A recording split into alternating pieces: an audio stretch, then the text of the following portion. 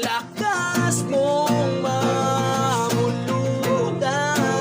Di ka pwede sa ganito. Pag di ka nakapagtigil, nagiging ulam ang uludan. Sige, sikat TikTok ko, pre. Dali mo lang. Pag malagi kang dumadating, sinasabay mo yung pulutan at nilalagay mo pa sa kanin. Ang kapal-kapal ng iyong muka, dadakma ka tapos sasabihin mo pinakuha ng bata. Kaya sana maawa ka naman sa sarili mo.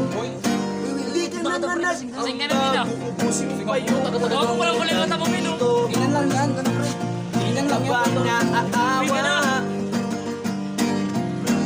ang taba-taba mo na kasi sobrang lakas mo